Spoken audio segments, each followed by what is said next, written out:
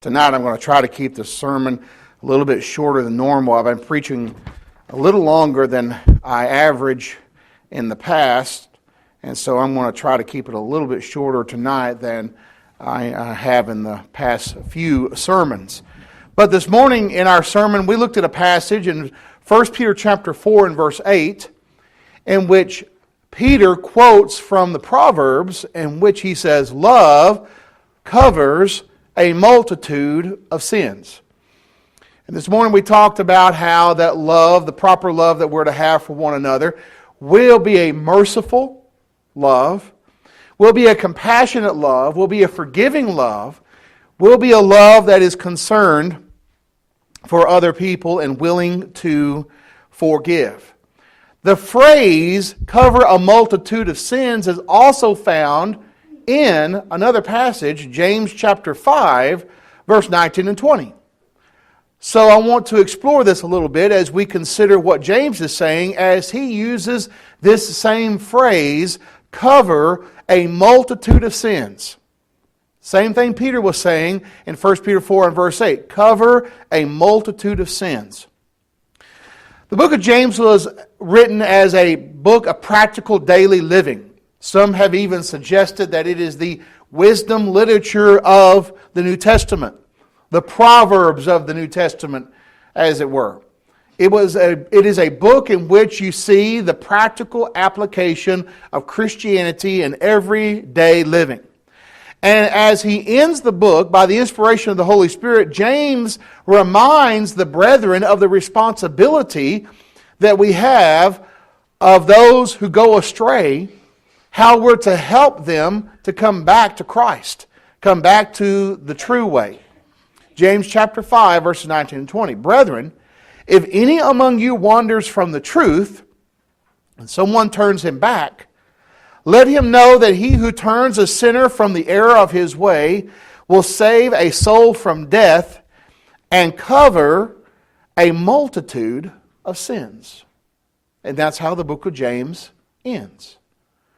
In these two verses here, we see the practical application of trying to help someone come back to the Lord so that their multitude of sins can be forgiven, can be covered, can be taken care of by the blood of Jesus Christ. Now, let's kind of break down these two verses here and see what James is saying. James 5, 19 and 20. Brethren, that's very important. He's writing to those who are Christians. The letters of the New Testament, the epistles, they were written to Christians. That's very important to understand. So he's writing to people who have already obeyed the gospel. They're children of God. They're in the church. They are brethren. If anyone among you wanders from the truth, that means there is a possibility that we can wander from the truth. That shows that we still have the ability to choose. We chose to sin. We chose to rebel against God. We chose to obey the gospel and become children of God. We still have the ability to choose to remain faithful to the Lord Jesus Christ or choose to depart from Him. So the very fact he says there's a possibility that a person can wander from the truth and someone turns him back. That shows the love and the concern of the faithful that they have towards the wanderer in bringing this person back to the truth.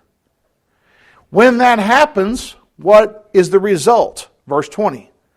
Let that person know that he who turns a sinner from the error of his way will save a soul from death and cover a multitude of sins.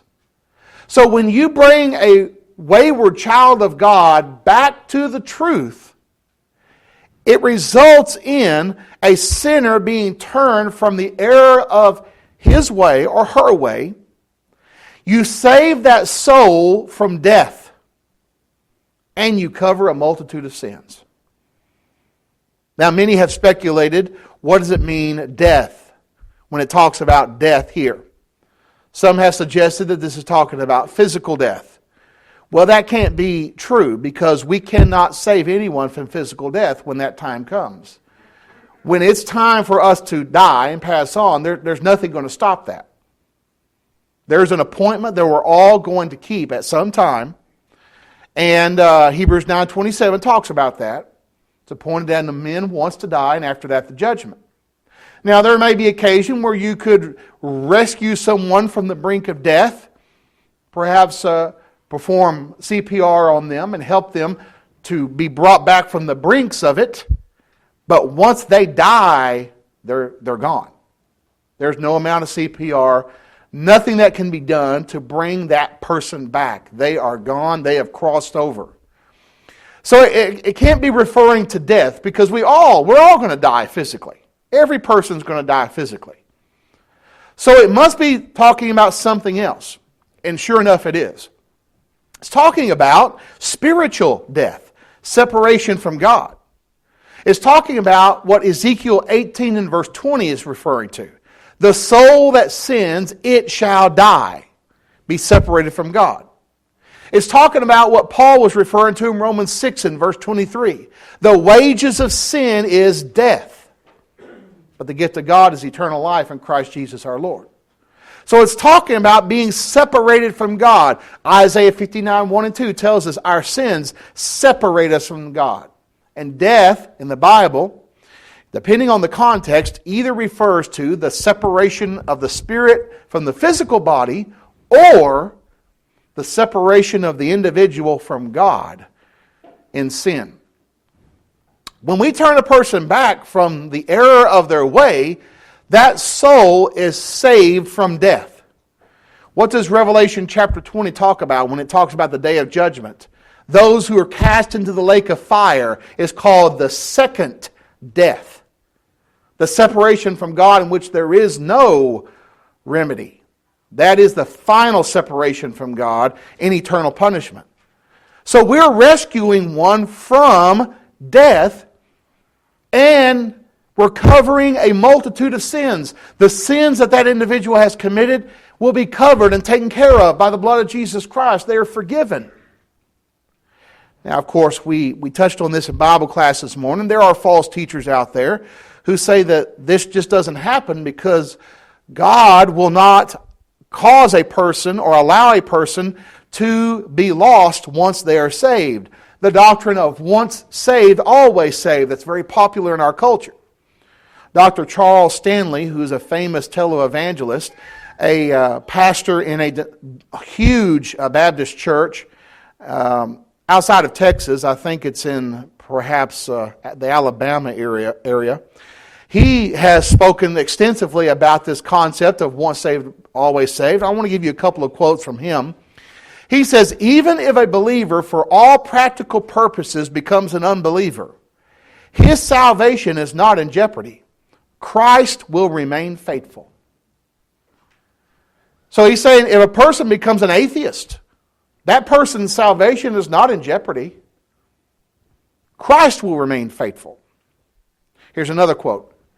And last, believers who lose or abandon their faith will retain their salvation, for God remains faithful. That is a lie. That is contrary to the verse that we're looking at tonight, and to a multitude of other verses, both Old and New Testament, that make it very clear that if I become an unbeliever, if I abandon my faith, I'm not going to retain my salvation. I'm going to be lost. Both Old and New Testament passages make that very clear.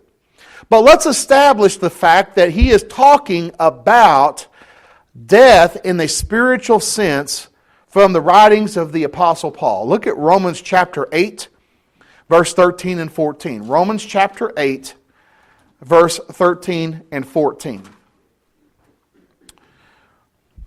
Romans chapter 8, verse 13 and 14. Paul is contrasting walking in the flesh and walking in the Spirit. And how that there is going to be problems if you walk in the flesh, but if you walk in the Spirit, you're being led by the Spirit of God. And he says in Romans chapter 8, verse 13 and 14, and keep in mind who he's writing to. He's writing to Christians. He's writing to those who are children of God at Rome. Romans chapter 8, verse 13 and 14, for if you live according to the flesh, you will die.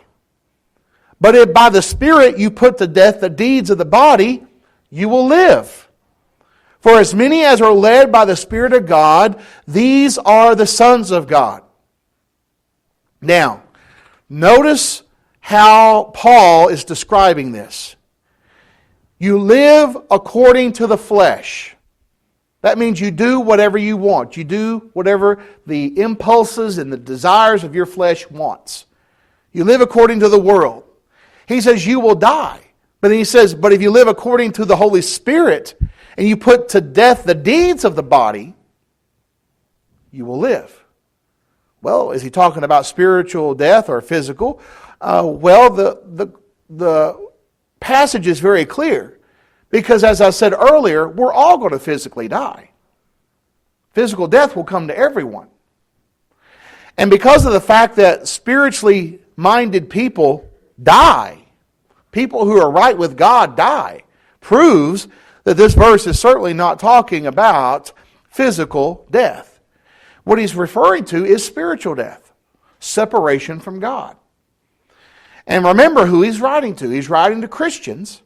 And he says, look, Christians, if you live according to the flesh, if you become a worldly person, you will die spiritually. You'll lose your soul. But in contrast to that, if by the Spirit you put to death the deeds of the body, you will live. When we put to death the deeds of the body by the Spirit, by listening to what the Spirit says in the Spirit's Word, the Spirit-inspired book that has been given to us, the Bible, the Word of God. And therefore, when we see the kind of behavior that God wants from us and expects from us, the things that we're not to engage in, the things that we're definitely to engage in, that we're supposed to do, when we decide by the power of God's Word to put to death the deeds of the body, he says, you'll live. Well, they already have biological life, so he's talking about spiritual life here. You're going to live spiritually. For as many as are led by the Spirit of God, these are the sons of God. Romans chapter 6 and verse 1 goes along with what we're looking at in James 5 verse 19 and 20. Brethren, if any man is overtaken in a trespass, you who are spiritual, restore such a one in the spirit of gentleness, considering yourself, lest you also be tempted. Paul, writing to the Lord's church in the area of Galatia, says a man can be overtaken in a trespass. Here's a person who wanders from the truth. They go into sin. The spiritually minded Christians are to restore such a one. You turn him back. When you do that, you save that soul from death and you cover a multitude of sins. We're to do that with the spirit of gentleness, considering yourself lest you also be tempted, knowing that it could also happen to you. Have this attitude and have this understanding that it could happen to me. So we're always on guard. We're always aware. So James chapter 5 verse 19 and 20 is a very challenging verse for us because I want us to think about this year to try to rescue those who have gone astray. Perhaps you have friends or relatives, classmates, co-workers who were former at one time members of the Church of Christ, members of the Lord's church, but they have gone astray. They are in a dangerous situation. We need to be rescuing them. We need to be teaching them, letting them know that we will help them get back on track. Let them know that this is a congregation that will receive them in. If they're willing to repent of their sins, willing to turn back, if they're willing to start again, we'll help them. Whatever thing that they're facing in their life, whatever difficulty, that they can be restored. Let us be the ones that Paul is talking about in Galatians 6 and verse 1, the spiritually minded restoring the erring, those that have gone astray. Let us be the ones that James is referring to here in James 5, 19 and 20. We turn them back because when we do that, We're saving a soul from death, and we're covering a multitude of sins. They won't listen to you if you talk to them and invite them and try to reason with them, try to study. They won't listen. They can't keep you from praying for them. Let's pray for them. Continue to pray that perhaps something will happen in their life in which that will cause an open door to happen. Something that will get them to start thinking about their standing before God. I hope this has been beneficial to you. Let's always keep in mind these admonitions and realize that God is merciful and gracious and ready to forgive. That's why we give the plan of salvation every time that we have a sermon. Because God delights in forgiveness. He's a God of mercy and grace and compassion. And He wants to forgive. He sent Jesus to die so that salvation would be made available. Believe in Christ, confess Him, repent of your sins, and be baptized into Christ for the forgiveness of your sins, and the Lord will add you to the church. If you've done that and gone astray, you've gone back into sin, we urge you to repent and come back to the Lord. As always, the choice is yours. While we stand and while we sing.